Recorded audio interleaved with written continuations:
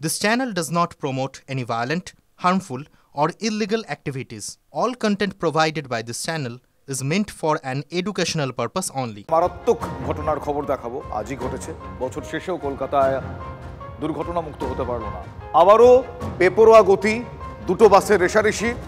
দুর্ঘটনা এক মহিলা এই দুর্ঘটনার বলি হলেন এখন তিনি হাসপাতালে রয়েছেন তিনি লড়ছেন এই মুহূর্তে তেলেঙ্গা বাগানের ঘটনা বাজার করতে গিয়েছিলেন ওই মহিলা রাস্তা পার হচ্ছিলেন দুটো বাস সেই দুটো বাস রেষারেষি করছিল ওই মহিলাকে গিয়ে ধাক্কা মারল তার অবস্থা গুরুতর তিনি এই মুহূর্তে হাসপাতালে রয়েছেন এরপর এই ঘটনার পর এলাকার মানুষজন তারা ওই বাস দুটোতে ভাঙচুর চালায় প্রশ্ন উঠছে বছরভর এটাই কি কলকাতার ভবিতব্য পরিবহন দপ্তরের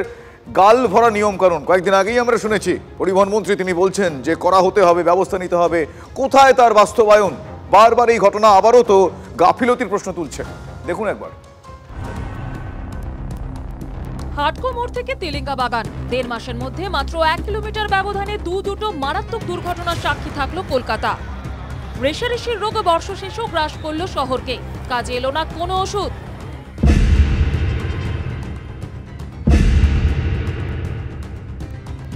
আবারও ওভারটেকিং আবারও দুর্ঘটনা মঙ্গলবার সকাল তখন ১১টা সিগন্যালকে থোড়াই কেয়ার করে তেলেঙ্গা বাগান এলাকায় রেষারেষি করতে থাকে দুটি বাস একটা বাগবাজার গড়িয়া স্টেশন রুটে অন্যটা হাওড়া বারাসত রুটে পুলিশ সূত্রে জানা গিয়েছে খান্না মোড়ের দিক থেকে দুটি বাস একটি L238 অন্যটি হচ্ছে 91C দুটি বাস প্রথম থেকেই রেষারেষি করে আসছিল খান্না ব্রিজের দিক থেকে উল্টোডাঙ্গার দিকে যাচ্ছিল সেই সময় ঠিক রাস্তার অন্য প্রান্তে থাকা এক মহিলা তিনি রাস্তা ক্রস করছিলেন বাজার করে ফিরছিলেন অনিমা দত্ত নামে ওই মহিলা L238 বাসের ধাক্কায় ছিটকে পড়েন তিনি গুরুতর আহত অবস্থায় আরজিকর হাসপাতালে ভর্তি করা হয় তাকে পুলিশ সূত্রের খবর এই বাসটির বিরুদ্ধে 4টি কম্পাউন্ড কেস রয়েছে যেগুলি আদালতে চলে গিয়েছে অর্থাৎ এই বাসটি আগেও ব্যাপকভাবে রেষারেষি বা ওভারটেক করেছে এবং সার্জেন্ট এই বাসটির বিরুদ্ধে মামলা দিয়েছে আসছিলেন দুটো বাস ওভারটেক করছেন উনি হয়তো বাজার দিয়ে পার হচ্ছিলেন জাস্ট যেই দিকে ড্রাইভার বসে সেই দিকেই উনি চাকার নিচে মানে পড়ে গেছেন কোমরের ওপর দিয়ে ওনার উঠে গেছে রেষারেষি তো একটা হয় কারণ এখানে আপনার সামনে উল্টোডাঙ্গা স্টেশন এইখান থেকে কত তাড়াতাড়ি গিয়ে উল্টোডাঙ্গা স্টেশনে গিয়ে দাঁড়িয়ে আপনার ওই ওখান থেকে লোকজন তুলবে এখান থেকে একটা হালকা রেষারেষির ব্যাপার তো আছেই দুর্ঘটনার পরে উন্মত্ত জনতার রোষে গিয়ে পড়ে বাস দুটোর ওপর চলে দেদার ভাঙচুর বিক্ষোভ এত রেষারেষি করে ছোট রাস্তা থেকে ভাবার বাইরে অফিস টাইমে উল্টোডাঙ্গা এলাকায় তৈরি হয় ব্যাপক যানজট গাড়ি চালায় এখানে কোনো পুলিশের কোনো সিস্টেম নেই কিছু নেই কি বলবো মানে একজন প্রাণহানি হলো আর কি করে যাবে স্থানীয়দের দাবি এই এলাকায় ট্রাফিক পুলিশের নজরদারির অভাব রয়েছে তার ফলে রোজই রেষারেষি জেলে দুর্ঘটনা ঘটে পুলিশকে জানিয়েও লাভ হয়নি স্থানীয় বিধায়ক বা কাউন্সিলরের কি বক্তব্য স্থানীয় বাসিন্দারা যখন রেগে যায় তারা প্রথম অভিযোগটা পুলিশের বিরুদ্ধে করেন কিন্তু সেটা সেরকম নয় পুলিশরা তাদের যথেষ্ট তৎপরতার সঙ্গে কাজ করে তবে তাদের পরিমাণ আরও বাড়াতে হবে তাদের অ্যালার্টনেসও আরও বাড়াতে হবে পুলিশ ছিল এখানে পুলিশ থাকে কিন্তু আমরা আরও উচ্চ পদের কোনো একটা অফিসারের এখানে অ্যাপয়েন্টমেন্ট যাতে হয় সেটা বলেছি সেটা ওনারা এগ্রি করেছেন এখানে বাম্পার আরও করবেন বলেছেন 3খানা করে ও দুপারে 12ই নভেম্বর সল্টলেক 2 নম্বর গেটে বেপরোয়া বাসের ধাক্কায় মৃত্যু হয়েছিল স্কুল পড়ুয়া মায়ের স্কুটিতে চেপে বাড়ি ফিরছিল সে এই ঘটনার পর পরিবহন মন্ত্রীকে ফোন করে যান শাসনে ব্যবস্থা নেওয়ার কথা বলেন মুখ্যমন্ত্রী বাস ইউনিয়নের মালিকদের নিয়ে বৈঠকও করেন পরিবহন মন্ত্রী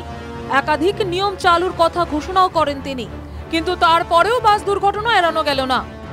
দুর্ঘটনার পরে তড়িঘড়ি তৈরি করা হয় বাম্পার একটা এসওপি তৈরি করেছি কিন্তু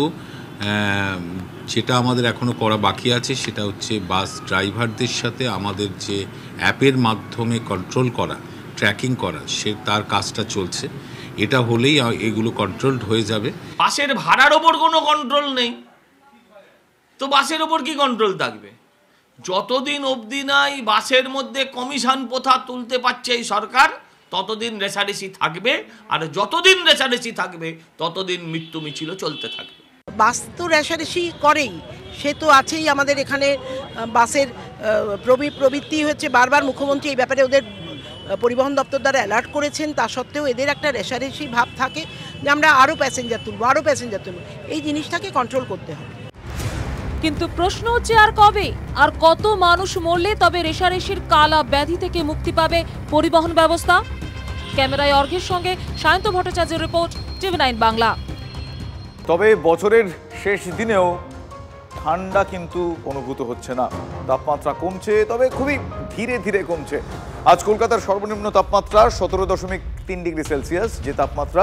স্বাভাবিকের থেকে 4 ডিগ্রি বেশি। কাল থেকে পারদ পতনের আশা জাঁকিয়ে নয়, তবে হালকা শীতে বর্ষবরণের পূর্বাভাস। বড়জোর 2 থেকে 3 ডিগ্রি তাপমাত্রা কমতে পারে বলে হাওয়া অফিস জানাচ্ছে।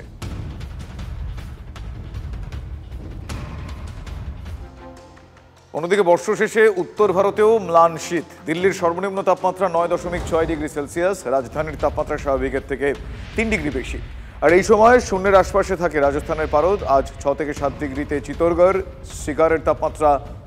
6 থেকে 7 ডিগ্রির মধ্যে। 9 ডিগ্রি সেলসিয়াসে অমৃতসরের পারদ। রাতে ঠান্ডা কম হলেও উত্তরের ভারতে শীতল দিন। ঘন কুয়াশার জেরে সর্বোচ্চ তাপমাত্রা স্বাভাবিকের থেকে অনেকটাই নিচে। পরপর পশ্চিমে ঝঞ্ঝা আসায় শীতের এমন চরিত্র এই মুহূর্তে।